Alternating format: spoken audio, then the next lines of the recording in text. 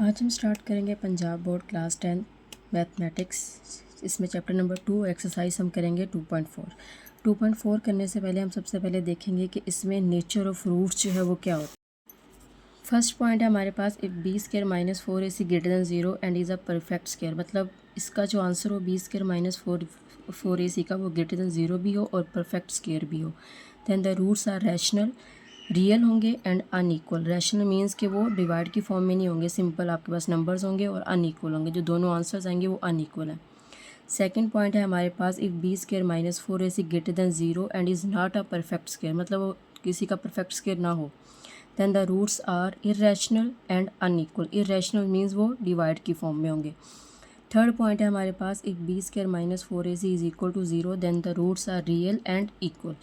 Fourth point है, if B square minus 4ac less than 0 then the roots are imaginary या complex conjugates, मतलब अगर हमारे पास इसका आंसर जो है वो नेगेटिव में आएगा तो रूट्स जो है वो हमारे इमेजनरी नंबर्स होंगे। ठीक है, अब हम स्टार्ट करेंगे क्वेश्चन नंबर 1। इसमें examine the nature of roots और the following quadratic equation. Equation हमारे पास क्या है, 3x square minus 9x minus 2 is equal to 0।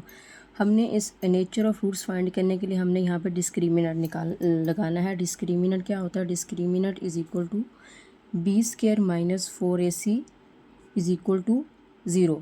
ठीक है, अब हम यहाँ से इसकी वैल्यूज़ निकालेंगे। a की वैल्यू क्या आएगी हमारे पास 3, b की वैल्यू क्या आएगी -9 और c की वैल्यू क्या आएगी -2। अब हम डिस्क्रिमिनेंट वाले फार्मूले में इसकी वैल्यूज जो है वो पुट करेंगे, तो discriminant is equal to b square minus 4ac। b की वैल्यू क्या है हमारे पास -9 का स्क्वायर -4, a की वैल्यू हमारे पास क्या है 3 और c की वैल्यू क्या है हमारे पास -2।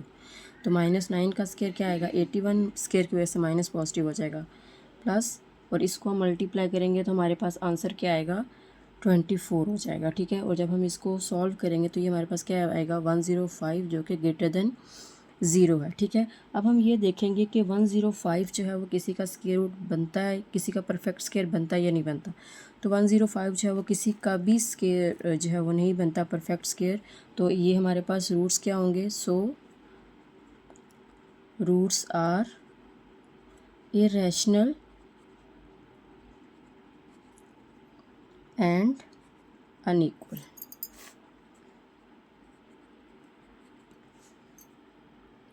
अब हम इसका सेकंड पार्ट सॉल्व करेंगे, जो x square plus 6x plus 9 is equal to 0। यहाँ पे भी हम a की वैल्यूज़ निकालेंगे। a की वैल्यू 1 है क्योंकि यहाँ पे कोफिशिएंट कुछ भी नहीं है तो 1 आएगा। b की वैल्यू हमारे पास क्या है 6 और c की वैल्यू क्या है 9। यहाँ पर भी हम डिस्क्रिमिनेंट फाइंड करेंगे, फार्मूला लगाएंगे b square minus 4ac। b की वैल्यू क्या आएगी 6 का स्क्वायर -4, a की वैल्यू 1 है और c की वैल्यू क्या है 9। तो यहाँ पर हमारे पास वैल्यू क्या आ जाएगी 36 माइनस 9 4 ज़ा 36। तो आंसर हमारे पास क्या आ गया 0। ठीक है, अब हमारे पास जो डिस्क्रिमिनेंट है वो इक्वल टू 0 है, तो so roots are real and equal.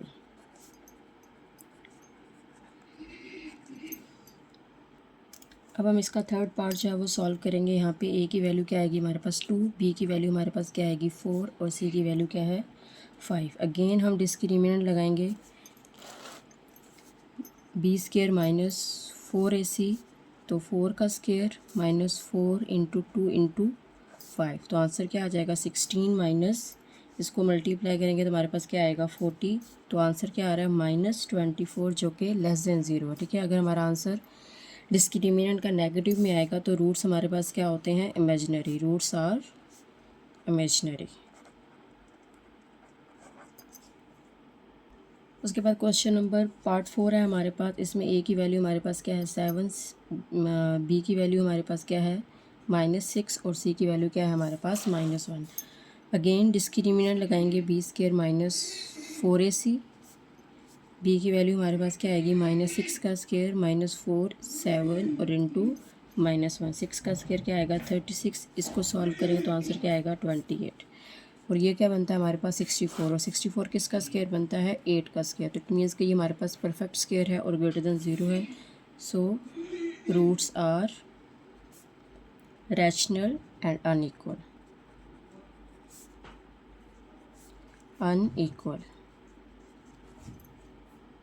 Part 5 है हमारे पास। इसमें भी हम a की वैल्यू 5, बी की वैल्यू हमारे पास क्या आएगी -2 और सी की वैल्यू क्या आएगी 10। डिस्क्रिमिनेंट लगाएंगे b² -4ac, तो b की वैल्यू हमारे पास क्या है -2 का स्क्वायर -4, a की वैल्यू क्या है 5 और c की वैल्यू क्या है 10। तो ये क्या बनेगा 4।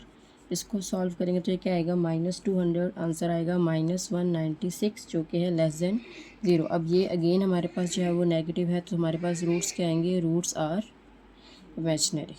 तो आपने याद रखना है जब भी नेगेटिव आएगा तो रूट्स जो हैं वो इमेजिनरी होंगे। अब हमारे पास इसका पार्ट नंबर 6 है, इसमें भी हम क्या करेंगे, ए की वैल्यू हमारे पास क्या आएगी 1, बी की वैल्यू हमारे पास क्या आएगी -8 और सी की वैल्यू क्या आएगी 16। यहाँ पर भी हम डिस्क्रिमिनेंट लगाएंगे b² -4ac, ए की वैल्यू क्या है हमारे पास -8 का स्क्वायर आ जाएगा -4, ए की वैल्यू 1 है और यहाँ पे क्या आएगा 16। तो 64 माइनस इसको मल्टीप्लाई करेंगे तो ये भी आंसर हमारे पास क्या आएगा 64।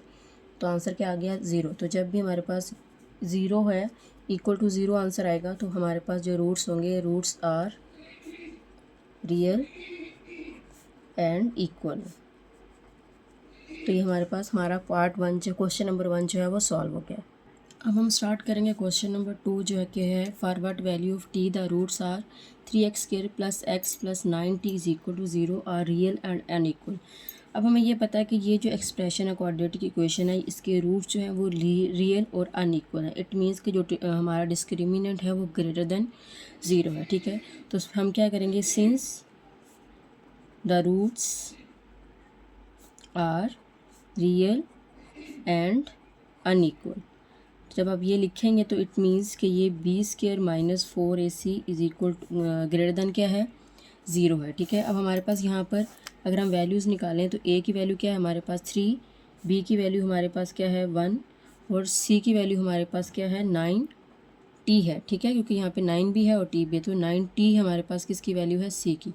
तो हम यहाँ पे जब पुट करेंगे b की वैल्यू हमारे पास क्या है 1 का स्क्वायर -4, a की वैल्यू हमारे पास क्या है 3 और c की वैल्यू हमारे पास क्या है 9t है ग्रेटर देन 0। तो यहाँ पर आंसर क्या आएगा 1 माइनस इसको मल्टीप्लाई करेंगे तो 108t ग्रेटर देन 0, ठीक है।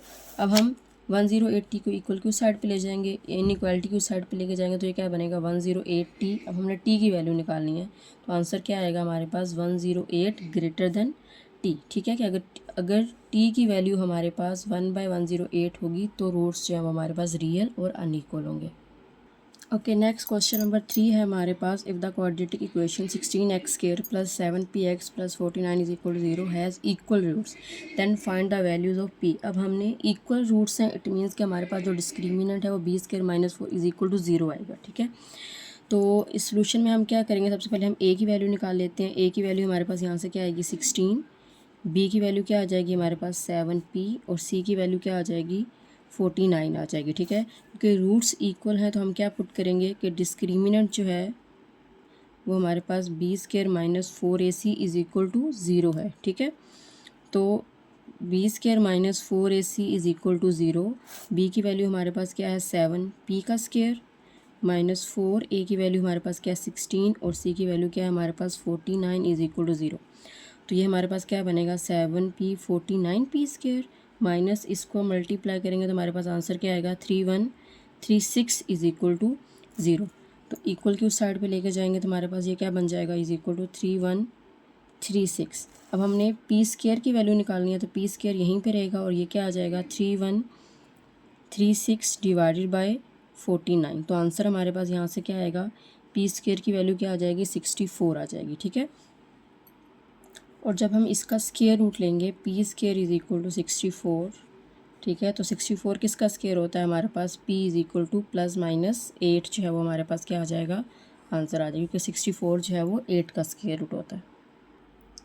अब नेक्स्ट क्वेश्चन है question number 4, if the quadratic equation 4u² + 8u + q = 0 has unequal and real roots find the possible values of q, ठीक है।